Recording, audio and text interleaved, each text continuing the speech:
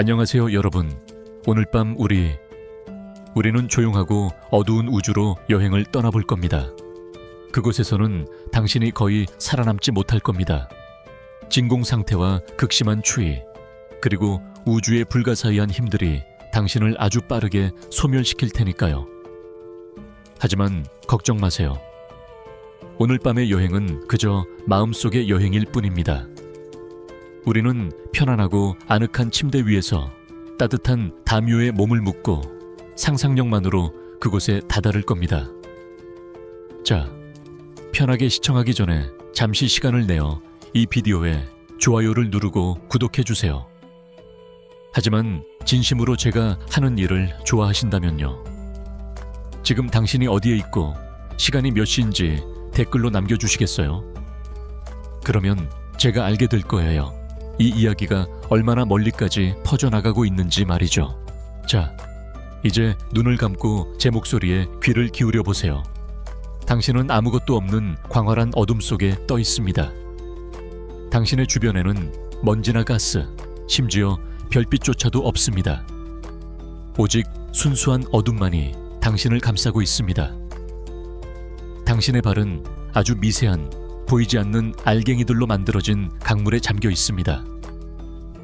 이 알갱이들은 당신의 발을 간지럽히며 당신의 의식 속으로 천천히 흘러 들어옵니다. 그것은 바로 반물질, 또는 더 정확히 말하자면 양전자라는 작은 입자들의 강물입니다. 이 입자들은 우주를 가로질러 끊임없이 흐르고 결국 우리 행성으로 쏟아져 들어옵니다. 우리는 이 강물이 우리를 감싸고 있다는 것을 오랫동안 알지 못했습니다. 이 양전자들의 대부분은 우리 행성의 대기권에 흡수되어 완전히 사라져버렸기 때문이죠.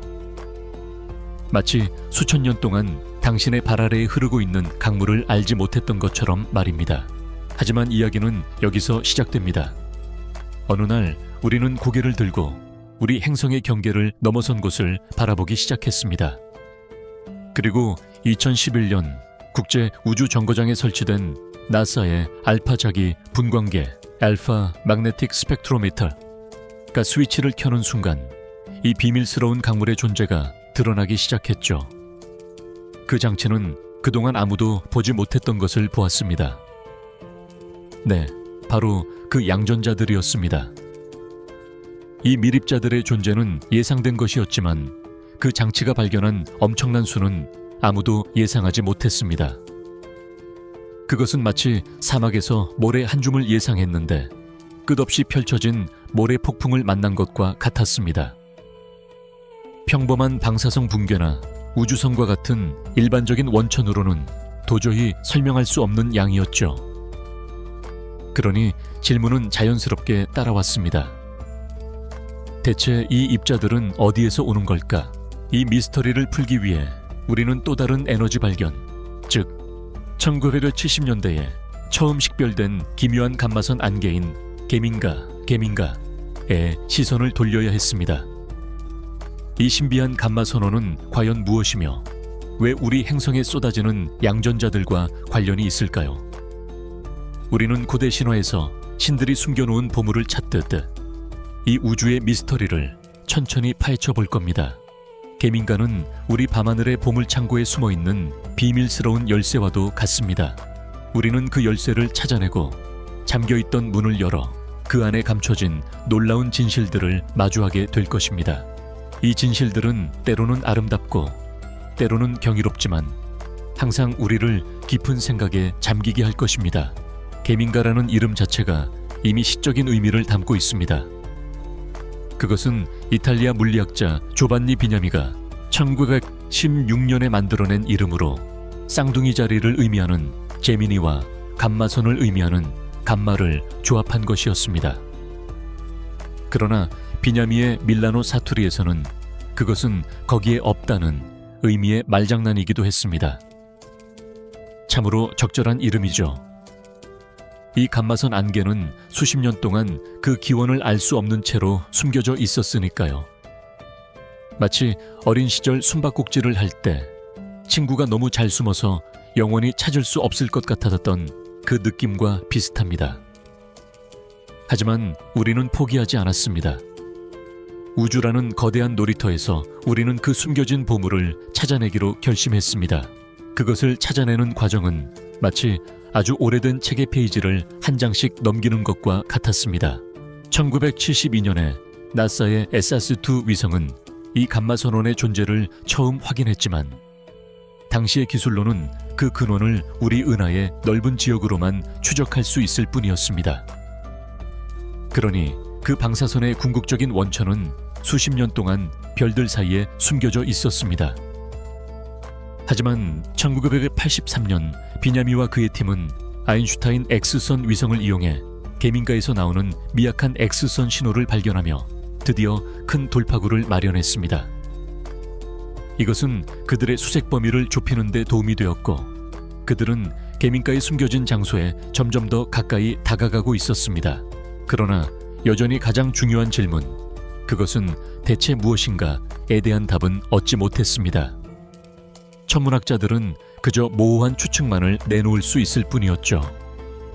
마치 흐릿한 사진을 보며 사진 속 인물이 누구인지 추측하는 것과 같았습니다. 이 학문적인 논쟁은 당시 과학계의 뜨거운 감자였습니다. 대부분의 전문가들은 계민가가 우리가 알고 있는 어떤 천체와도 다르다고 생각했습니다. 그들은 그것이 어떤 종류의 별인지 아니면 별도 아닌 완전히 새로운 현상인지에 대해 격렬하게 토론했습니다. 이러한 불확실성은 호기심을 더욱 증폭시켰고 더 깊은 탐험을 위한 원동력이 되었습니다. 이러한 미스터리 속에서 우리는 우주의 속삭임에 귀 기울이기 시작했습니다. 우리는 그저 눈에 보이는 것만을 믿는 것이 아니라 눈에 보이지 않는 것들을 상상하고 그것들이 남긴 미세한 흔적들을 따라가야만 했습니다. 마치 숲속에서 길을 잃었을 때 발자국이나 부러진 나뭇가지 같은 작은 단서들을 따라가며 길을 찾는 것처럼 말이죠. 그리고 1991년 두 개의 다른 임무가 계민가에서 나오는 방사선을 식별하면서 또 한 번의 행운이 찾아왔습니다. 이 신호들은 일정한 신호가 아니라 마치 심장이 뛰는 것처럼 규칙적인 펄스였습니다. 첫 번째 발견은 독일에서 제작된 X선 망원경인 아로세이트에 의해 이루어졌습니다.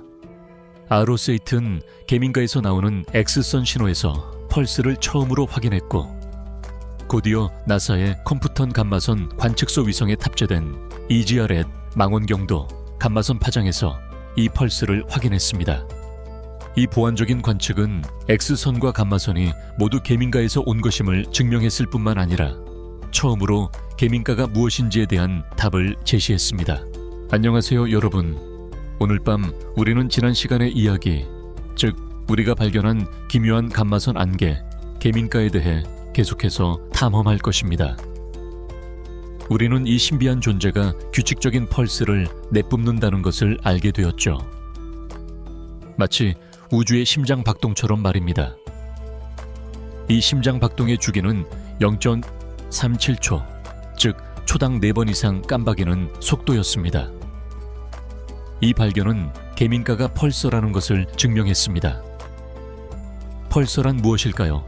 그것은 빠르게 회전하는 중성자별의 한 종류로 마치 우주의 등대처럼 우주를 가로지르며 방사선 빔을 내뿜습니다. 우리 은하 전역에서 대부분의 펄서는 초당 수백 번에서 분당 몇 번까지 다양한 속도로 전파를 깜박이는 것처럼 보입니다. 그리고 1990년대 초 이 시점에는 이 펄서들이 극히 드물었습니다. 로사티와 EGR-T 발견하기 전 괴너지 감마선 펄서는 개자리 펄서와 벨라 펄서 단 2개만이 확인되었습니다. 그런데 개자리 펄서와 벨라 펄서는 계민가와 몇 가지 중요한 면에서 달랐습니다. 첫째, 이 두 펄서는 감마선 외에도 전파를 방출하여 전파 망원경으로도 관측이 가능했습니다. 하지만 계민가는 외견상 전파 침묵 상태로 감마선과 X선 파장에서만 관측될 정도로 미약한 방사선만을 방출했습니다. 그리고 둘째, 개자리 펄서와 벨라 펄서는 각각의 성운, 초신성 폭발의 잔해으로 둘러싸여 있었습니다. 하지만 계민가의 성운은 눈에 띄게 부재했습니다. 마치 고고학자가 유적지에서 보물을 발견했는데 그 보물의 기원을 설명해줄 유물이 하나도 없는 것과 같았죠. 학자들은 이 두 가지 기묘한 특징에 대해 끝없는 논쟁을 벌였습니다. 그렇다면 이 강력한 감마 선원인 계민가는 왜 우리 전파 망원경에 그토록 잘 숨어 있었을까요? 그리고 성운은 어디로 사라진 것일까요? 첫 번째 질문에 대한 답은 부분적으로는 우리가 제대로 듣지 못했기 때문입니다. 사용 가능한 기술의 한계와 그러한 별의 잔해에서 나오는 전파 방출에 대한 우리의 이해가 부족했기 때문이죠. 전파 펄서는 10mHz에서 80 이상의 넓은 대역폭에 걸쳐 전파를 방출할 수 있지만 모든 주파수가 우주를 잘 통과하는 것은 아닙니다. 우리는 1970년대부터 전파 펄서가 100개의 kmh 사이에서 가장 밝게 빛난다는 것을 알고 있었지만 성간 매질이나 배경 하늘 온도 그리고 전리층의 영향으로 인해 낮은 주파수는 우주를 통과하면서 약해져 감지하기가 더 어려워집니다. 이러한 전파 신호가 너무 약했기 때문에 대부분의 전파 망원경은 그것들을 찾으려 하지 않았고 대신 4.3 균종 1000mHz 사이의 신호를 찾는 데 집중했습니다. 계민가가 일반적인 펄서처럼 행동했다면 문제가 없었겠지만 그렇지 않았습니다. 따라서 과학자들이 무슨 일이 벌어지고 있는지 깨닫기까지는 1997년이 되어서야 했습니다. 러시아 푸시치노 전파 천문대의 세 가지 독립적인 관측이 민감한 안테나를 이용해 계민가에서 나오는 극히 미약한 펄스를 식별할 수 있었습니다. 희미한 전파 펄스는 약 100m에서 감지되었고 이것이 이전의 전파 탐색이 침묵했던 이유를 설명해 주었습니다. 결국 계민가는 정말로 숨어 있었던 것이 아니라 우리에게 신호를 계속 보내고 있었지만 우리는 제대로 듣지 못했던 것이었습니다. 같은 해 고근 야누슈길 천문학자가 이끄는 한 팀은 계민가가 전파 침묵처럼 보였던 또 다른 이유가 그 자기장일 수 있다고 이론화했습니다.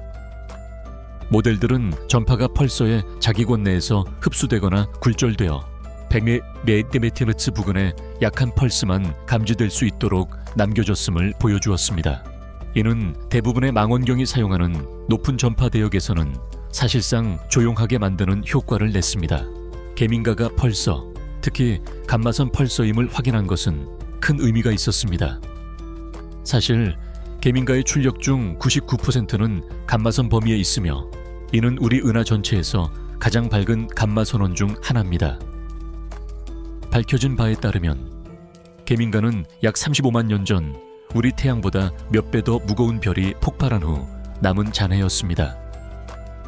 하지만 상대적인 전파 침묵과 눈에 띄는 성운의 부재만이 이 펄서의 유일한 특이점은 아니었습니다. 계민계의 이름을 붙여준 비냐미를 포함한 이탈리아 천체 물리학자들은 유럽 남부 천문대의 ESO 36m 망원경과 신기술 망원경의 일련의 관측 결과를 캐나다, 프랑스, 하와이 망원경의 관측 결과와 비교했을 때 계민가가 움직이고 있다는 것을 발견했습니다. 뿐만 아니라 그것은 매년 약 0.2초각이라는 비정상적으로 빠른 속도로 이동하고 있었습니다. 기억을 되살려보면 초각은 각도 측정의 아주 작은 단위이며 한 되는 60분각이 있고 한 분각에는 60초각이 있습니다.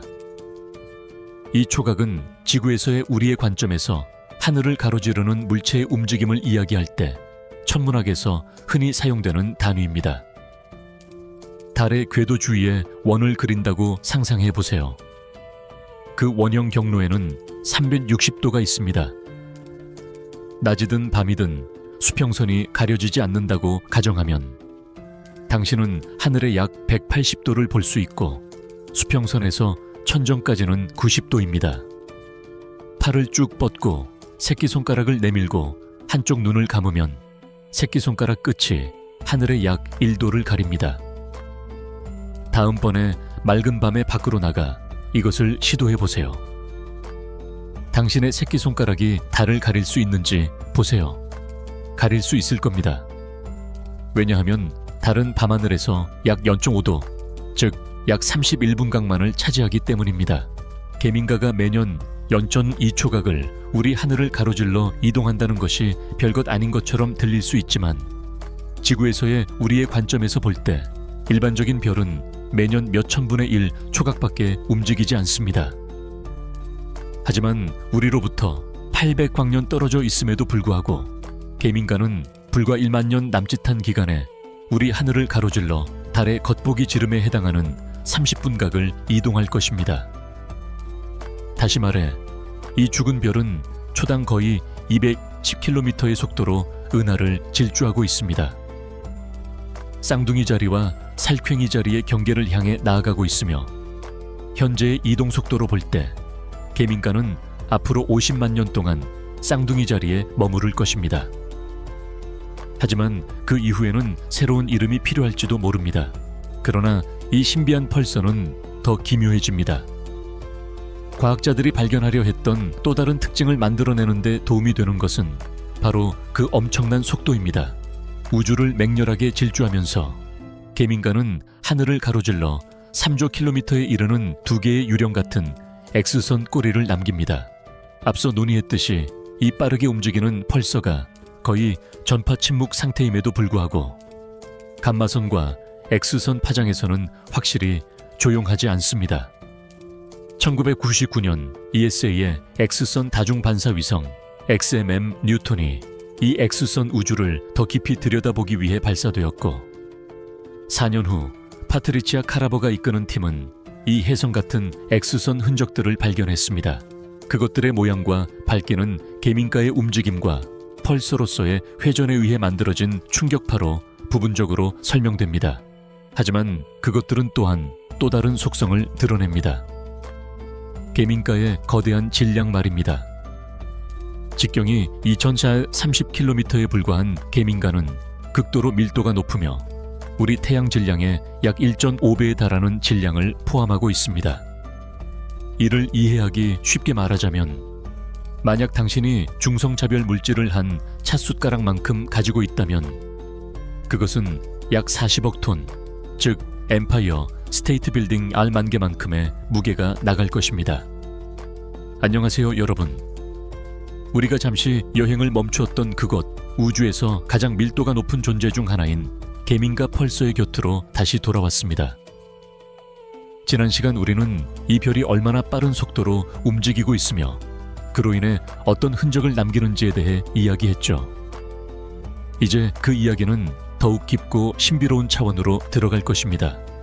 우리 함께 이 거대한 물체가 낮은 밀도의 성간 매질, 입방 센티미터당 겨우 0.016에서 0.1개의 원자가 존재하는 을 초당 220km에 가까운 속도로 돌진하면서 어떻게 주변의 모든 것을 압축하고 그 안에 담긴 비밀을 풀어내는지를 탐험해 봅시다.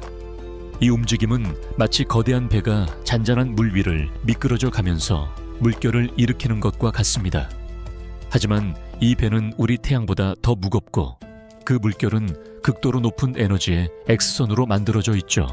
이 밀도 높고 거대한 물체가 앞으로 나아갈 때 그것은 성간 매질과 그 안에 내장된 자기장을 4배나 압축합니다. 동시에 중성자별의 끊임없는 회전은 전자와 그들의 반물질 쌍둥이인 양전자가 극단적인 에너지로 가속될 수 있는 환경을 만들어냅니다. 이 에너지는 괴너지 감마선을 방출할 만큼 강력합니다. 이 대부분의 전자들은 펄서에서 탈출하는 감마선 복사에서 볼 수 있지만 일부는 이 강화된 자기장 안에 갇혀 나선형으로 움직입니다. 컴퓨터 모델로 만든 이 이미지들에서는 계민가의 3차원 충격파의 가장자리를 따라 꼬리가 길게 뻗어 있는 것을 볼 수 있습니다. 마치 보트가 물 위를 지나가면서 남기는 뱃머리의 물결처럼 말입니다. 단지 이 보트는 우리 태양보다 더 거대하며 그 물결은 극도로 높은 에너지의 X선으로 이루어져 있다는 것이 다를 뿐입니다. 하지만 계민가 퍼즐의 마지막 조각은 2005년이 되어서야 발견되었습니다. 바로 성운입니다. 지름 0.4파섹의 중성수소 가스 껍질 형태를 취한 이 성운은 펄서풍 성군이라고 불리는 것이었습니다. 이 성운은 펄서의 작이 극에서 뿜어져 나오는 플라스마 바람으로 인해 생성됩니다. 이 플라스마는 빛의 속도에 가까운 속도로 가속될 수 있는 하전 입자로 이루어져 있으며 펄서를 둘러싸고 괴너지 입자의 성운을 만들어내 강한 X선 방출을 일으킵니다. 계민계 성분이 있다는 것이 확인되면서 펄서로서의 정체성이 마침내 완전히 확인될 수 있었습니다. 그러나 찬드라 망원경은 여기서 그치지 않았습니다. 계민가를 촬영하는 것 외에도 찬드라는 B1.5554라는 두 번째 펄서를 관찰했습니다. 그리고 이 둘을 비교함으로써 천문학자들은 계민가에서 전파 펄스가 없는 또 다른 가능한 설명을 밝혀냈습니다. 겉으로 보기에 이 펄서들은 꽤 비슷해 보입니다. 둘 다 약 50만 년 된 나이이며 초당 45번 회전합니다. 하지만 아시다시피 계민가는 주로 감마선 펄스에서 보이며 밝은 전파 방출은 없습니다. 반면 제가 펄서 B라고 부를 이 다른 펄서는 감마선에서는 보이지 않으며 대신 가장 밝은 전파 펄서 중 하나입니다. 이 두 펄서가 어떻게 그렇게 비슷하면서도 우리가 그것들을 보는 방식에서는 그토록 현저하게 다를 수 있었을까요? 그 해답은 이 펄서들이 지구에서의 우리의 관측에 대해 어떻게 정렬되어 있는지 만큼이나 간단할 수 있습니다. 천문학자들은 계민가와 펄서 B의 이 이미지들이 그들의 회전축을 드러냈으며 왜 전파와 감마선 펄스가 다른 펄서들에서 나타나거나 부재하는지에 대한 이유를 밝혀냈다고 믿습니다. 우리 지구 주변의 자기장처럼 이 두 펄서 모두 회전극에 가까운 자기 극을 가지고 있습니다. 이 극들은 펄스를 내뿜는 전파빔이 나오는 곳입니다.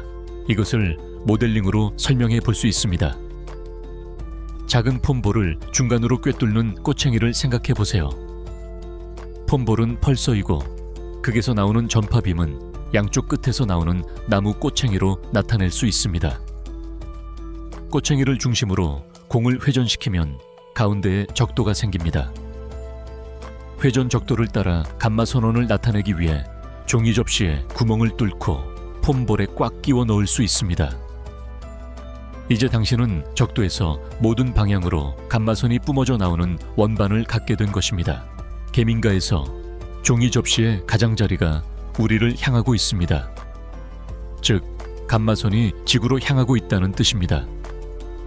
하지만 펄서 B의 경우 우리에 대한 상대적인 위치는 마치 접시의 평평한 표면을 바라보는 것과 다른 각도입니다.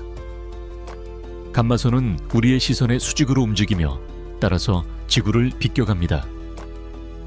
이 두 펄서의 찬드라 이미지와 천문학자들이 각 펄서풍 성운이 어떻게 생겼을지에 대해 상상한 그림을 다시 한번 봅시다. 펄서 B의 이미지에서 길게 뒤에 꼬리를 끄는 파란색 꼬리는 그 극에서 나오는 전파 제트를 나타내며 꼬챙이는 똑바로 서 있지 않고 펄서 B가 우주를 매우 빠르게 움직이면서 뒤로 휘어져 있습니다. 이제 계민가의 이미지를 보세요. 여기서 양쪽에 있는 긴 쌍둥이 꼬리는 전파 제트이며 역시 우주를 질주하며 뒤에 꼬리를 끌고 있습니다. 하지만 이번에는 우리의 관점에서 거의 직접적으로 우리를 향하거나 멀어지는 대신 이 제트들은 옆으로 향하고 있으며 지구를 겨냥하지 않습니다. 따라서 천문학자들이 계민가를 볼 때 그들은 회전 적도에서 나오는 강력한 감마선 방출을 보지만 전파 제트는 옆으로 향하고 있어 보이지 않습니다. 그리고 펄서 B를 볼 때 그 반대 현상이 일어납니다. 전파 제트는 거의 지구를 향하고 있는 반면 적도에 있는 감마 선원은 지구를 비껴갑니다. 때로는 가장 단순한 설명이 가장 올바른 설명이기도 합니다. 그리고 마침내 이 모든 것이 수십 년간의 미스터리, 즉 우리 행성으로 쏟아지는 비정상적으로 풍부한 반물질에 대한 이야기로 우리를 다시 데려다 줍니다. 10년이 넘는 기간 동안 알파 자기 분광계 또는 AMS 공듀라는 입자 검출기가 국제 우주 정거장에 부착되어 반물질, 암흑물질, 그리고 우주선 원천에 대한 정보를 수집해 왔습니다. 우주선은 원자 조각들로 거의 빛의 속도로 우주를 여행하는 괴너지 입자들입니다. 이들은 태양, 초신성 폭발 또는 다른 우주적 수단에 의해 만들어질 수 있습니다. 2013년에 AMS 공공무위 실험의 첫 번째 결과가 발표되었습니다. 이 검출기는 40만 개 이상의 양전자를 기록했는데 이는 지금까지 수집된 우주선 양전자 데이터 중 가장 큰 표본이었고 전 세계 총 우주선 양전자 데이터를 100배나 증가시켰습니다. 수년간 많은 천문학자와 물리학자들은 이 과잉 반물질이 암흑물질 소멸의 부산물일 수도 있다고 기대했습니다.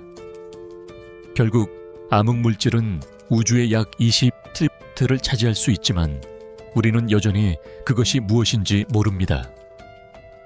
일반 물질처럼 암흑물질도 질량을 가지고 공간을 차지하지만 우리가 감지할 수 있는 방식으로 빛을 흡수하거나 반사하거나 상호작용하지 않는 것 같습니다. 일부는 암흑물질이 아직 식별되지 않은 종류의 입자로 만들어졌다고 이론화합니다. 안녕하세요, 여러분. 우리가 잠시 멈추었던 그 지점에서 다시 여행을 시작해 볼까요? 우리는 암흑물질에 대한 희망을 품고 우주 정거장에서 발견된 수십만 개의 양전자들에 대해 이야기하고 있었습니다.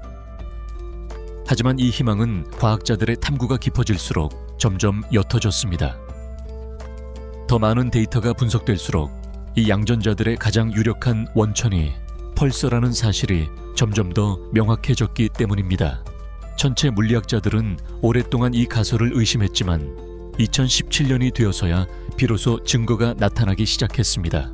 그 증거는 고고도물 체렌코프 감마선 관측소 High Altitude Water Cherenkov Gamma Ray Observatory, 줄여서 HAWC에 의해 제공되었습니다. HAWC는 계민가를 둘러싼 작은 감마선 후광을 식별했는데 이 후광은 우리 눈에 보이는 것보다 수조배 더 많은 에너지를 가지고 있었습니다. 그 에너지는 5조에서 40조 전자볼트 EV에 달했습니다. 이러한 종류의 방사선은 보통 양전자에 의해 생성됩니다. 이것이 바로 펄서가 잠재적인 원천이라는 것을 가리키는 첫 번째 실제 관측 증거였습니다. 펄서는 별의 강력한 자기장으로 인해 자연적으로 전자와 그들의 양전자 쌍둥이로 이루어진 안개로 자신을 둘러쌉니다. 이 강렬한 자기장은 펄서의 표면에서 입자들을 끌어당겨 거의 빛의 속도로 가속시킵니다. 과학자들은 이렇게 가속된 양전자와 전자들이 별빛과 충돌하여 빛을 더 높은 에너지로 끌어올리고 그 빛이 관측된 감마선 후광으로 방출된다고 생각합니다. 하지만 HAWC 팀이 본 후광의 크기를 기준으로 판단할 때 계민가의 양전자들은 우리 행성에 도달하는 데 필요한 에너지를 거의 가지고 있지 않았습니다. 그래서 그들은 과잉 양전자들이 더 이국적인 원천에서 와야 한다고 믿었습니다. 마치 우리가 예상했던 것보다 훨씬 더 먼 곳에서 온 손님처럼 말이죠. 이 학문적인 논쟁은 과학계에서 큰 파장을 일으켰습니다. 일부 학자들은 여전히 암흑물질을 포기하지 않았고 다른 이들은 펄서 가설을 더 깊이 파고들었습니다. 하지만 몇 년 후 천체 물리학자 마티아 디 마우로가 이끄는 팀 덕분에 놀라운 새로운 정보가 밝혀졌습니다. 그들은 페르미 대면적 망원경 Fermi's Large Area Telescope를 통해 계민가에 대해 10년 동안 수집된 감마선 데이터를 사용했습니다. 이 망원경은 HAWC보다 낮은 에너지의 빛을 관찰할 수 있었습니다. 디 마우로 팀은 다른 모든 감마 선원을 제외하고 계민가에서 나오는 장엄한 빛을 드러냈는데 이는 과학자들이 이전에 보았던 것보다 훨씬 더 거대했습니다. 100억 전자볼트의 에너지에서 빛나는 이 거대한 타원형 감마선 후광은 하늘에서 20도의 영역을 차지했습니다.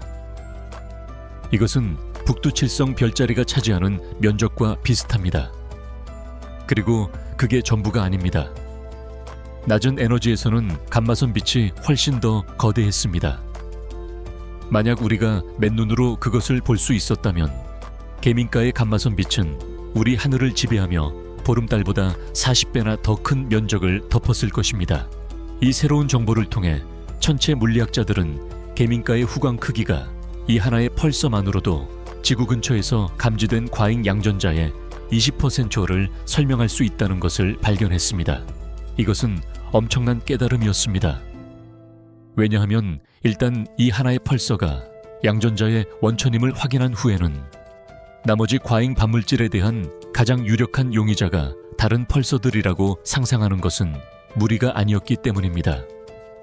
이 설명은 암흑물질의 미스터리를 해결하지는 못했지만 확실히 장엄한 계시였습니다. 1967년 조슬린 벨 버넬은 첫 번째 펄서를 발견했습니다. 그때 사람들은 그 규칙적인 신호들이 외계 생명체의 소행일 수도 있다고 생각했습니다. 그로부터 거의 60년이 지난 지금 우리는 수천 개의 펄서를 발견했으며 우리의 중성자별에 대한 이해는 매번 성장했습니다. 그리고 계민가가 1991년에 세 번째로 알려진 감마선 펄서로 확인된 이후 우리는 나사의 페르미 임무 덕분에 이제 300개가 넘는 펄서를 발견했습니다. 하지만 계민가는 기대를 저버리고 과학을 발전시키는 데 있어 특별한 기록을 가지고 있습니다. 그래서 저는 이 특별한 펄서가 여전히 더 많은 비밀을 드러낼 것이라고 생각합니다. 우리가 우주의 이야기를 이해하기 위해, 그리고 우리 자신과 우주의 관계를 더 깊이 이해하기 위해 우리는 과학적 지식뿐만 아니라 역사적 통찰력과 철학적 사고방식도 필요로 합니다. 펄서와 같은 미스터리를 푸는 것은 올바른 지식 없이는 불가능합니다. 수학, 빛의 물리학, 공학적 노하우. 이러한 종류의 기술은 미지의 것을 풀고자 하는 사람에게 매우 중요합니다.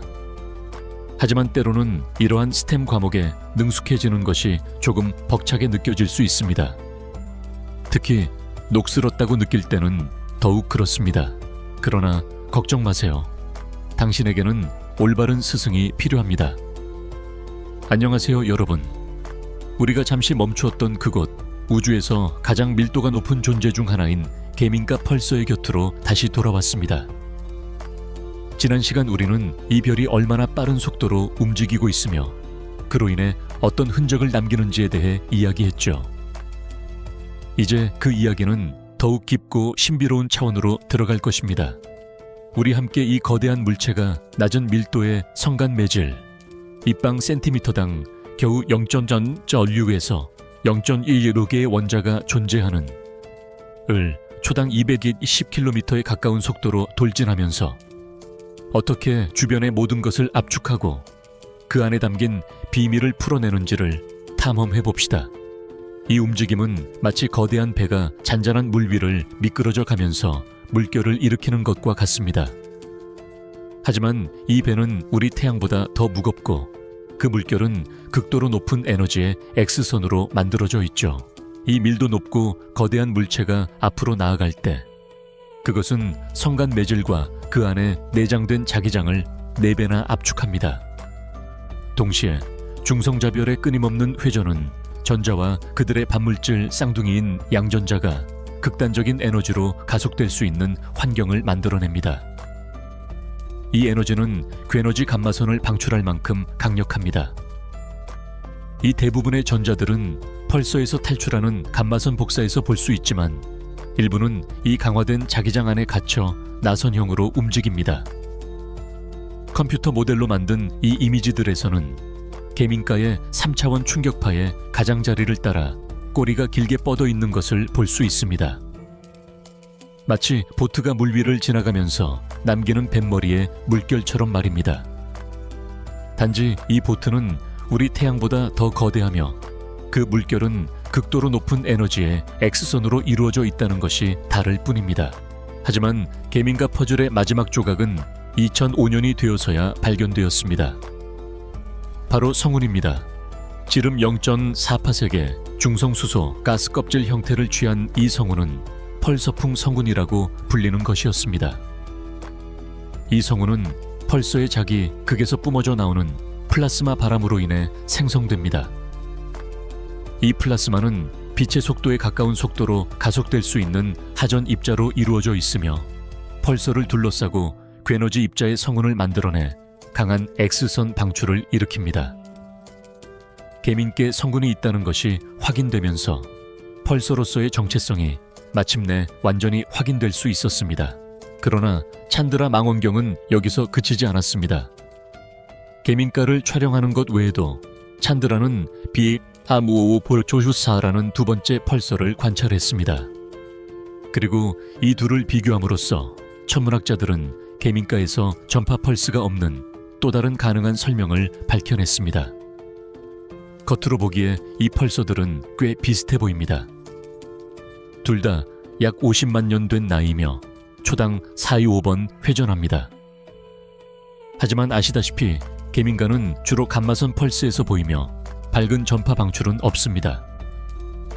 반면 제가 펄서 B라고 부를 이 다른 펄서는 감마선에서는 보이지 않으며 대신 가장 밝은 전파 펄서 중 하나입니다.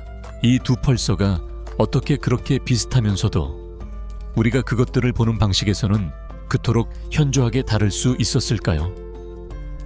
그 해답은 이 펄서들이 지구에서의 우리의 관측에 대해 어떻게 정렬되어 있는지 만큼이나 간단할 수 있습니다. 천문학자들은 개민가와 펄서 B의 이 이미지들이 그들의 회전축을 드러냈으며 왜 전파와 감마선 펄스가 다른 펄서들에서 나타나거나 부재하는지에 대한 이유를 밝혀냈다고 믿습니다. 우리 지구 주변의 자기장처럼 이 두 펄서 모두 회전, 극에 가까운 자기 극을 가지고 있습니다. 이 극들은 펄스를 내뿜는 전파빔이 나오는 곳입니다. 이것을 모델링으로 설명해 볼 수 있습니다. 작은 폼볼을 중간으로 꿰뚫는 꼬챙이를 생각해 보세요. 폼볼은 펄서이고 극에서 나오는 전파빔은 양쪽 끝에서 나오는 나무 꼬챙이로 나타낼 수 있습니다. 꼬챙이를 중심으로 공을 회전시키면 가운데에 적도가 생깁니다. 회전 적도를 따라 감마 선원을 나타내기 위해 종이 접시에 구멍을 뚫고 폼볼에 꽉 끼워 넣을 수 있습니다. 이제 당신은 적도에서 모든 방향으로 감마선이 뿜어져 나오는 원반을 갖게 된 것입니다. 개민가에서 종이 접시의 가장자리가 우리를 향하고 있습니다. 즉, 감마선이 지구로 향하고 있다는 뜻입니다. 하지만 펄서 B의 경우 우리에 대한 상대적인 위치는 마치 접시의 평평한 표면을 바라보는 것과 다른 각도입니다. 감마선은 우리의 시선의 수직으로 움직이며 따라서 지구를 비껴갑니다. 이 두 펄서의 찬드라 이미지와 천문학자들이 각 펄서풍 성운이 어떻게 생겼을지에 대해 상상한 그림을 다시 한번 봅시다. 펄서 B의 이미지에서 길게 뒤에 꼬리를 끄는 파란색 꼬리는 그 극에서 나오는 전파 제트를 나타내며 꼬챙이는 똑바로 서 있지 않고 펄서 B가 우주를 매우 빠르게 움직이면서 뒤로 휘어져 있습니다. 이제 개민가의 이미지를 보세요. 여기서 양쪽에 있는 긴 쌍둥이 꼬리는 전파 제트이며 역시 우주를 질주하며 뒤에 꼬리를 끌고 있습니다. 하지만 이번에는 우리의 관점에서 거의 직접적으로 우리를 향하거나 멀어지는 대신 이 제트들은 옆으로 향하고 있으며 지구를 겨냥하지 않습니다. 따라서 천문학자들이 개민가를 볼 때 그들은 회전 적도에서 나오는 강력한 감마선 방출을 보지만 전파 제트는 옆으로 향하고 있어 보이지 않습니다. 그리고 펄서 B를 볼 때 그 반대 현상이 일어납니다. 전파 제트는 거의 지구를 향하고 있는 반면 적도에 있는 감마선원은 지구를 비껴갑니다. 때로는 가장 단순한 설명이 가장 올바른 설명이기도 합니다. 그리고 마침내 이 모든 것이 수십 년간의 미스터리, 즉 우리 행성으로 쏟아지는 비정상적으로 풍부한 반물질에 대한 이야기로 우리를 다시 데려다 줍니다. 10년이 넘는 기간 동안 알파자기 분광계 또는 AMS-0D라는 입자 검출기가 국제 우주 정거장에 부착되어 반물질, 암흑물질, 그리고 우주선 원천에 대한 정보를 수집해 왔습니다. 우주선은 원자 조각들로 거의 빛의 속도로 우주를 여행하는 괴너지 입자들입니다. 이들은 태양, 초신성 폭발 또는 다른 우주적 수단에 의해 만들어질 수 있습니다. 2013년에 AMS-02 실험의 첫 번째 결과가 발표되었습니다. 이 검출기는 40만 개 이상의 양전자를 기록했는데 이는 지금까지 수집된 우주선 양전자 데이터 중 가장 큰 표본이었고 전 세계 총 우주선 양전자 데이터를 100배나 증가시켰습니다. 수년간 많은 천문학자와 물리학자들은 이 과잉 반물질이 암흑물질 소멸의 부산물일 수도 있다고 기대했습니다. 결국 암흑물질은 우주의 약 27%를 차지할 수 있지만 우리는 여전히 그것이 무엇인지 모릅니다. 일반 물질처럼 암흑물질도 질량을 가지고 공간을 차지하지만 우리가 감지할 수 있는 방식으로 빛을 흡수하거나 반사하거나 상호작용하지 않는 것 같습니다. 일부는 암흑물질이 아직 식별되지 않은 종류의 입자로 만들어졌다고 이론화합니다. 안녕하세요, 여러분. 우리가 이전에 멈추었던 곳으로 다시 돌아왔습니다. 우리는 계민가라는 신비한 펄서가 어떻게 우리에게 양전자, 즉 반물질을 보내고 있는지에 대해 이야기하고 있었죠. 지난 시간 우리는 이 하나의 펄서가 우리 지구 근처에서 감지된 과잉 양전자의 20%를 설명할 수 있다는 놀라운 사실을 발견했습니다. 이것은 암흑물질에 대한 기대를 무너뜨렸지만 동시에 우주의 작동 방식에 대한 새로운 통찰력을 제공했습니다. 하지만 우리는 여기서 멈추지 않을 것입니다. 과학은 항상 새로운 문을 열고 더 많은 질문을 던지게 하니까요. 이 거대한 감마선 후광이 어떻게 형성되었는지, 그리고 그것이 계민가의 과거에 대해 무엇을 말해주는지 더 깊이 파고들어 봅시다. 이것은 마치 고대 유적지에서 발굴된 거대한 벽화를 해독하는 것과 같습니다. 벽화의 그림 하나하나가 그 문명의 이야기를 담고 있듯이 계민가의 후광도 그 별의 장대한 역사를 담고 있습니다.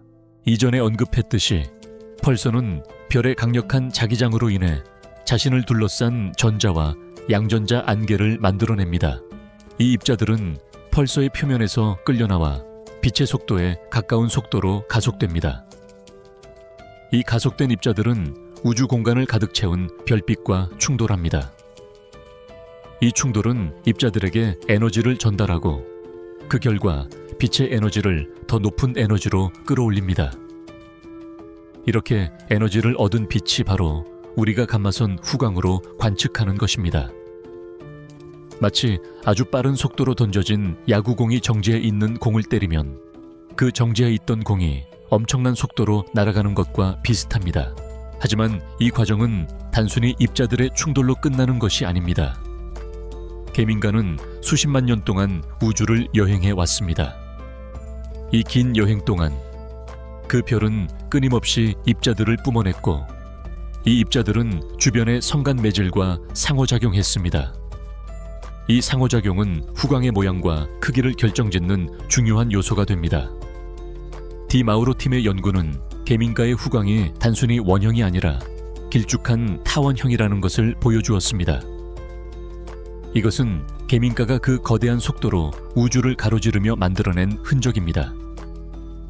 마치 숲을 가로지르는 동물들이 만들어낸 길처럼 이 후광은 계민가의 움직임의 궤적을 보여줍니다. 이 후광의 크기는 또한 계민가에서 나오는 입자들이 얼마나 오랫동안 우주를 여행했는지에 대한 단서를 제공합니다. 후광이 크다는 것은 입자들이 펄서로부터 멀리 떨어진 곳까지 도달했다는 것을 의미합니다. 이것은 그들이 매우 오랫동안 존재해왔거나 혹은 매우 빠르게 이동했다는 것을 시사합니다. 이 두 가지 가능성 모두 계민가가 단순히 젊고 활동적인 펄서가 아니라 오랜 시간 동안 꾸준히 우주에 흔적을 남겨온 역사를 가진 존재임을 알려줍니다. 학자들 사이에서는 이 후광의 정확한 형태와 크기가 계민가의 과거 폭발 사건과 어떤 관련이 있는지에 대한 논쟁이 여전히 진행 중입니다. 계민가는 단지 하나의 별이 아닙니다. 그것은 과거의 장대한 폭발 사건의 산물이며 현재의 우주적 힘의 증거이며 미래의 가능성을 품고 있는 존재입니다. 우리는 이 작은 점 하나가 우주에 대해 얼마나 많은 것을 이야기해 주는지 깨닫게 됩니다. 그것은 마치 작은 조약돌 하나가 강물의 흐름과 강의 역사를 모두 담고 있는 것과 같습니다. 이 별은 우리가 우주를 이해하는 방식을 근본적으로 바꿔놓았습니다. 우리는 이제 양전자의 미스터리를 풀기 위해 암흑물질과 같은 이국적인 가설에만 의존할 필요가 없게 되었습니다. 대신 우리는 우리 은에 존재하는 평범한 천체들, 즉 펄서들을 더 깊이 탐구할 수 있게 되었습니다. 이러한 발견은 우리에게 겸손함을 가르쳐줍니다. 우리는 종종 가장 복잡하고 신비로운 설명이 정답일 것이라고 생각합니다. 하지만 계민가의 이야기는 때때로 가장 간단하고 명확한 답이 가장 강력한 통찰력을 제공한다는 것을 상기시켜 줍니다. 전파를 찾기 위해 잘못된 주파수를 듣고 있었고, 성군을 찾기 위해 잘못된 곳을 바라보고 있었으며, 양전자의 원천을 찾기 위해 너무 멀리까지 생각하고 있었던 것처럼 말이죠. 계민가는 우리에게 과학적 탐구의 본질을 보여줍니다. 그것은 끊임없이 의문을 제기하고 가설을 세우고 데이터를 수집하며 우리의 믿음을 재평가하는 과정입니다. 비록 이 이야기는 반물질의 미스터리를 풀어냈지만 그것은 동시에 더 많은 질문들을 남겼습니다. 예를 들어 계민가의 후광이 왜 다른 펄서들보다 훨씬 더 큰지, 그리고 다른 펄서들이 양전자를 방출하는 메커니즘이 계민가와 같은지 같은 질문들 말입니다. 안녕하세요 여러분. 우리가 잠시 멈추었던 그곳으로 다시 돌아왔습니다. 우리는 계민가와 다른 펄서의 비교를 통해 이 우주적 등대들이 어떻게 우리에게 빛을 비추는지를 이해했죠. 이제 우리는 이 두 펄서, 계민가와 펄서 B의 이야기를 더 깊이 파고들어 어떻게 그들의 작은 차이가 엄청난 관측적 차이를 만들어냈는지 알아볼 것입니다. 마치 쌍둥이처럼 비슷하지만 한 명은 이야기꾼이고 다른 한 명은 화가인 것처럼 말이죠. 겉보기에는 이 두 펄서가 거의 비슷해 보입니다. 둘 다 약 50만 년 된 나이며 초당 4야 9번의 비슷한 속도로 회전하고 있습니다. 이것은 마치 두 명의 노련한 무용수가 같은 나이와 비슷한 리듬으로 춤을 추는 것과 같습니다. 하지만 한 명은 관객을 향해 손을 뻗어 감미로운 이야기를 들려주는 반면 다른 한 명은 옆으로 몸을 돌려 눈부신 색채의 그림을 그리는 것과 같습니다. 우리가 이미 알고 있듯이 계민가는 주로 감마선 펄스로 보이며 밝은 전파 방출은 없습니다. 반면 펄서 B는 감마선에서는 보이지 않으며 대신 가장 밝은 전파 펄서 중 하나입니다. 이 놀라운 차이는 그들의 물리적 특성보다는 그들이 우리 지구에 대해 어떻게 위치하고 있는지에 따라 결정됩니다. 이 현상은 학계에서 방향성 관측 효과라고 불리며 특정 방향에서만 관측 가능한 현상들이 있다는 것을 설명합니다. 역사적으로 고대 천문학자들이 특정 별자리를 다른 위치에서 보았을 때 그것이 왜 다른 모양으로 보이는지 이해하는 데 어려움을 겪었던 것과 비슷합니다. 천문학자들은 계민가와 펄서 B의 이미지를 통해 그들의 회전축을 밝혀냈다고 믿습니다. 이 회전축은 각 펄서의 자기 극과 가깝습니다. 이 극들은 펄스를 내뿜는 전파빔이 나오는 곳입니다. 마치 지구의 자기 극에서 오로라가 나오는 것처럼 말입니다.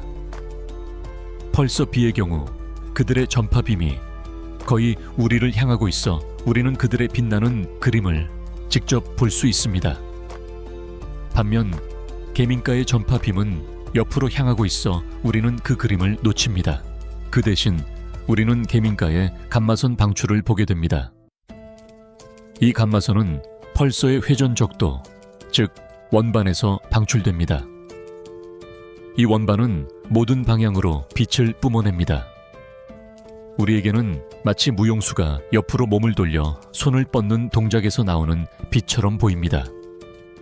펄서 B는 우리에게 전파빔을 직접 겨냥하고 있기 때문에 그들의 감마선 방출 원반은 우리 시야에서 벗어납니다. 이것이 바로 우리가 펄서 B를 전파로 보고 계민가를 감마선으로 보는 이유입니다. 이러한 비교는 우리에게 중요한 교훈을 줍니다. 우리는 우주를 이해하기 위해 모든 것을 직접 볼 필요가 없습니다. 때로는 한 가지 현상을 다른 현상과 비교함으로써 숨겨진 진실을 발견할 수 있습니다. 예를 들어 고대 이집트인들은 나일강의 범람을 예측하기 위해 별의 움직임을 관찰했습니다. 그들은 별자리와 강의 범람 사이의 관계를 직접적으로 볼 수는 없었지만 이 두 현상을 비교함으로써 중요한 패턴을 발견했습니다. 계민가와 펄서 B의 이야기는 또한 과학의 시적인 면모를 보여줍니다.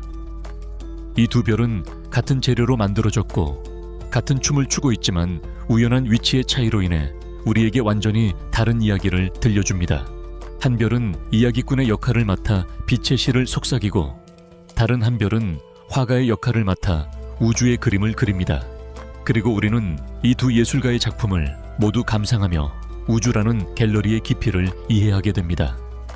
이러한 사실들은 오랫동안 학계에서 논쟁의 대상이었습니다. 일부 학자들은 단순히 방향성 차이만으로는 모든 것을 설명할 수 없다고 주장하며 두 펄서의 내부 구조나 자기장 강도에 미묘한 차이가 있을 것이라고 믿었습니다. 그러나 현재까지의 가장 유력한 가설은 바로 이 관측 방향의 차이입니다. 결국 우리는 계민가의 비밀을 풀어냄으로써 단순히 하나의 별을 이해한 것이 아니라 모든 펄서의 작동 방식을 이해하는 열쇠를 얻게 된 것입니다. 이 별은 전파 침묵과 성군 부재라는 두 가지 거대한 수수께끼를 통해 우리를 오랫동안 시험에 들게 했지만 결국 가장 단순하고 아름다운 진실을 드러냈습니다. 이제 우리는 이 모든 지식을 가지고 처음의 질문으로 돌아갈 준비가 되었습니다. 과잉 양전자는 어디에서 오는가? 이 질문에 대한 답은 더 이상 암흑 물질과 같은 신비로운 존재가 아닐 수도 있습니다. 오히려 답은 우리 은하의 밤하늘을 밝히고 있는 수천 개의 펄서들, 즉 우리에게 끊임없이 빛을 보내고 있는 우주의 등대들일지도 모릅니다. 안녕하세요, 여러분. 우리가 이전에 멈추었던 그곳으로 다시 돌아왔습니다. 우리는 계민가와 다른 펄서의 비교를 통해 이 우주적 등대들이 어떻게 우리에게 빛을 비추는지를 이해했죠. 이제 우리는 이 두 펄서, 계민가와 펄서 B의 이야기를 더 깊이 파고들어 어떻게 그들의 작은 차이가 엄청난 관측적 차이를 만들어냈는지 알아볼 것입니다. 마치 쌍둥이처럼 비슷하지만 한 명은 이야기꾼이고 다른 한 명은 화가인 것처럼 말이죠. 겉보기에는 이 두 펄서가 거의 비슷해 보입니다. 둘 다 약 50만 년 된 나이며 초당 4,409번의 비슷한 속도로 회전하고 있습니다. 이것은 마치 두 명의 노련한 무용수가 같은 나이와 비슷한 리듬으로 춤을 추는 것과 같습니다. 하지만 한 명은 관객을 향해 손을 뻗어 감미로운 이야기를 들려주는 반면 다른 한 명은 옆으로 몸을 돌려 눈부신 색채의 그림을 그리는 것과 같습니다. 우리가 이미 알고 있듯이 계민가는 주로 감마선 펄스로 보이며 밝은 전파 방출은 없습니다. 반면 펄서 B는 감마선에서는 보이지 않으며 대신 가장 밝은 전파 펄서 중 하나입니다. 이 놀라운 차이는 그들의 물리적 특성보다는 그들이 우리 지구에 대해 어떻게 위치하고 있는지에 따라 결정됩니다. 이 현상은 학계에서 방향성 관측 효과라고 불리며 특정 방향에서만 관측 가능한 현상들이 있다는 것을 설명합니다. 역사적으로 고대 천문학자들이 특정 별자리를 다른 위치에서 보았을 때 그것이 왜 다른 모양으로 보이는지 이해하는 데 어려움을 겪었던 것과 비슷합니다. 천문학자들은 계민가와 펄서 B의 이미지를 통해 그들의 회전축을 밝혀냈다고 믿습니다. 이 회전축은 각 펄서의 자기 극과 가깝습니다. 이 극들은 펄스를 내뿜는 전파빔이 나오는 곳입니다. 마치 지구의 자기 극에서 오로라가 나오는 것처럼 말입니다. 펄서 B의 경우 그들의 전파빔이 거의 우리를 향하고 있어 우리는 그들의 빛나는 그림을 직접 볼 수 있습니다. 반면 계민가의 전파빔은 옆으로 향하고 있어 우리는 그 그림을 놓칩니다. 그 대신 우리는 계민가의 감마선 방출을 보게 됩니다.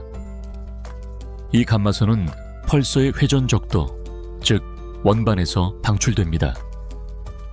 이 원반은 모든 방향으로 빛을 뿜어냅니다. 우리에게는 마치 무용수가 옆으로 몸을 돌려 손을 뻗는 동작에서 나오는 빛처럼 보입니다. 펄서 B는 우리에게 전파빔을 직접 겨냥하고 있기 때문에 그들의 감마선 방출 원반은 우리 시야에서 벗어납니다. 이것이 바로 우리가 펄서 B를 전파로 보고 계민가를 감마선으로 보는 이유입니다. 이러한 비교는 우리에게 중요한 교훈을 줍니다. 우리는 우주를 이해하기 위해 모든 것을 직접 볼 필요가 없습니다. 때로는 한 가지 현상을 다른 현상과 비교함으로써 숨겨진 진실을 발견할 수 있습니다. 예를 들어 고대 이집트인들은 나일강의 범람을 예측하기 위해 별의 움직임을 관찰했습니다. 그들은 별자리와 강의 범람 사이의 관계를 직접적으로 볼 수는 없었지만 이 두 현상을 비교함으로써 중요한 패턴을 발견했습니다. 계민가와 펄서, 비의 이야기는 또한 과학의 시적인 면모를 보여줍니다. 이 두 별은 같은 재료로 만들어졌고 같은 춤을 추고 있지만 우연한 위치의 차이로 인해 우리에게 완전히 다른 이야기를 들려줍니다. 한 별은 이야기꾼의 역할을 맡아 빛의 실을 속삭이고 다른 한 별은 화가의 역할을 맡아 우주의 그림을 그립니다. 그리고 우리는 이 두 예술가의 작품을 모두 감상하며 우주라는 갤러리의 깊이를 이해하게 됩니다. 이러한 사실들은 오랫동안 학계에서 논쟁의 대상이었습니다. 일부 학자들은 단순히 방향성 차이만으로는 모든 것을 설명할 수 없다고 주장하며 두 펄서의 내부 구조나 자기장 강도에 미묘한 차이가 있을 것이라고 믿었습니다. 그러나 현재까지의 가장 유력한 가설은 바로 이 관측 방향의 차이입니다. 결국 우리는 계민가의 비밀을 풀어냄으로써 단순히 하나의 별을 이해한 것이 아니라 모든 펄서의 작동 방식을 이해하는 열쇠를 얻게 된 것입니다. 이 별은 전파 침묵과 성군 부재라는 두 가지 거대한 수수께끼를 통해 우리를 오랫동안 시험에 들게 했지만 결국 가장 단순하고 아름다운 진실을 드러냈습니다. 이제 우리는 이 모든 지식을 가지고 처음의 질문으로 돌아갈 준비가 되었습니다. 과잉 양전자는 어디에서 오는가? 이 질문에 대한 답은 더 이상 암흑물질과 같은 신비로운 존재가 아닐 수도 있습니다. 오히려 답은 우리 은하의 밤하늘을 밝히고 있는 수천 개의 펄서들, 즉 우리에게 끊임없이 빛을 보내고 있는 우주의 등대들일지도 모릅니다. 안녕하세요, 여러분. 우리가 이전에 멈추었던 그곳으로 다시 돌아왔습니다. 우리는 계민가의 이야기가 단순히 하나의 별에 대한 것이 아니라 우리 모두가 고대부터 궁금해했던 질문, 즉 우리는 우주에서 어디에 있는가에 대한 답을 찾는 여정이었다는 것을 깨달았습니다. 그리고 이 여정의 마지막 부분에서 우리는 가장 흥미로운 역설을 만나게 됩니다. 가장 단순한 설명이 가장 강력한 진실을 담고 있다는 역설 말이죠. 고대부터 인류는 밤하늘을 올려다보며 패턴과 의미를 찾았습니다. 고대 메소포타미아 문명은 별들의 움직임을 기록하여 미래를 예측했고 이집트인들은 나일강의 범람을 별자리를 통해 예견했습니다. 그들에게 밤하늘은 단순히 빛나는 점들의 집합이 아니라 신들의 메시지와 삶의 지혜를 담고 있는 거대한 책이었습니다. 마찬가지로 계민가의 이야기도 우리에게 우주라는 거대한 책의 한 페이지를 읽는 방법을 가르쳐줍니다. 우리는 전파 신호가 없다고 해서 그 별이 말하지 않는 것이 아니라는 것을 배웠고 성운이 보이지 않는다고 해서 그 별이 혼자 존재하지 않는다는 것을 알게 되었습니다. 우리는 단지 다른 언어를 이해하고 다른 관점에서 바라봐야 했을 뿐입니다. 계민가는 우리에게 과학적 발견이 종종 실망감에서 시작된다는 것을 보여줍니다. 양전자의 과잉은 처음에 암흑물질이라는 신비로운 수수께끼를 풀 수 있는 열쇠로 여겨졌습니다. 과학자들은 미지의 영역으로의 흥미진진한 여행을 기대했습니다. 하지만 결국 우리는 답을 찾았고 그 답은 암흑물질이 아닌 펄서였습니다. 이 실망감은 그러나 더 큰 깨달음으로 이어졌습니다. 우리는 이제 암흑물질이라는 거창한 개념을 탐구하는 동시에 우리 은혜에 존재하는 평범한 별의 잔해들이 얼마나 경이롭고 중요한 역할을 하는지 이해하게 된 것입니다. 이것은 마치 고대 연금술사들이 값싼 금속을 금으로 바꾸려는 꿈을 꾸었던 것과 같습니다. 그들은 결코 금을 만들지 못했지만 그 과정에서 화학과 재료과학의 기초를 발견했습니다. 계민가의 이야기도 이와 비슷합니다. 양전자의 미스터리는 암흑물질의 답을 주지 않았지만 그 대신 우리가 이미 알고 있다고 생각했던 펄서에 대한 우리의 이해를 혁명적으로 바꾸어 놓았습니다. 이러한 발견들은 우리에게 겸손함과 경외심을 동시에 불러일으킵니다. 우주는 우리가 생각하는 것보다 훨씬 더 복잡하고 미묘하며 상호 연결되어 있습니다. 가장 작은 입자부터 가장 거대한 별에 이르기까지 모든 것은 서로 영향을 미치고 있습니다. 1967년 조슬린 벨 버넬이 처음 펄서를 발견했을 때 그녀는 그것을 외계인의 신호일지도 모른다고 생각했습니다. 그 당시로서는 가장 논리적인 추측 중 하나였습니다. 하지만 그 이후 수십 년 동안 우리는 과학적 방법과 꾸준한 탐구를 통해 수천 개의 펄서를 발견했고, 이 별들이 우주의 자연스러운 부분이면서 동시에 엄청난 힘을 가지고 있다는 것을 알게 되었습니다. 계민가는 이 모든 과정의 상징입니다. 그것은 거기에 없다는 이름으로 불렸지만 결국 우리에게 가장 많은 것을 보여주었습니다. 그것은 전파 침묵으로 우리를 혼란스럽게 했지만 가장 아름다운 감마선 빛으로 우리를 비추었습니다. 그것은 성군이 없는 것처럼 보였지만 우리가 보지 못했을 뿐 그 주변에는 거대한 펄서풍 성운이 존재했습니다. 이 별은 우리가 우주를 이해하는 방식에 대한 우리의 편견을 깨뜨리고 더 넓은 시야를 가지도록 도와주었습니다. 이것은 삶에 대한 은유이기도 합니다. 때로는 우리가 원하는 답을 얻지 못할 때 우리는 실망합니다. 하지만 그 실망은 종종 우리가 예상치 못한 곳에서 더 큰 진실과 아름다움을 발견할 수 있는 기회가 됩니다. 계민가가 우리에게 가르쳐 준 것은 바로 이 점입니다. 안녕하세요, 여러분. 우리는 잠시 멈추었던 그곳으로 다시 돌아왔습니다. 계민가의 이야기는 이제 거의 끝이 났습니다. 우리는 이 별이 단순히 반물질의 수수께끼를 해결하는 데 그치지 않고 우리에게 과학적 탐구와 삶의 본질에 대한 깊은 통찰을 주었다는 것을 알게 되었습니다. 이제 이 모든 여정의 마지막 순간, 우리는 우주라는 거대한 바다에서 잠시 쉬어갈 시간입니다. 빛의 속도로 질주하던 계민가도 이제 우리 마음속에서는 천천히 움직이고 있습니다. 그 거대한 감마선 후광도 X선으로 만들어진 유령 같은 꼬리도 모두 어둠 속으로 부드럽게 스며들고 있습니다. 더 이상 질문은 없습니다. 더 이상 답을 찾을 필요도 없습니다. 오직 평화와 고요함만이 남을 뿐입니다. 우리의 여행은 종종 미지의 것을 찾기 위한 것이지만 때로는 그 미지의 것이 가장 친숙한 형태로 우리 앞에 나타나기도 합니다. 계민가는 우리에게 가장 거대한 비밀이 가장 작은 곳에 숨겨져 있을 수 있다는 것을 보여주었습니다. 그것은 마치 우리가 오랫동안 찾아 헤매던 보물이 사실은 우리 집 정원에 묻혀 있던 것과 같습니다. 이 깨달음은 우리에게 안도감과 함께 깊은 만족감을 줍니다. 이제 당신의 마음속에 남아있는 마지막 이미지, 그것은 계민가의 빛나는 감마선 후광입니다. 그것은 단지 별의 잔해가 아니라 수십만 년 전에 장대한 폭발이 남긴 시적 유산입니다. 이 빛은 수많은 질문을 낳았지만 결국 가장 아름다운 답으로 돌아왔습니다. 이제 당신의 몸은 무거워지고 눈꺼풀은 천천히 내려앉습니다. 당신은 이 우주의 여정을 마치고 편안한 잠의 강물에 몸을 맡길 준비가 되었습니다. 모든 생각과 걱정을 내려놓으세요. 당신은 안전하고 따뜻하며 보호받고 있습니다.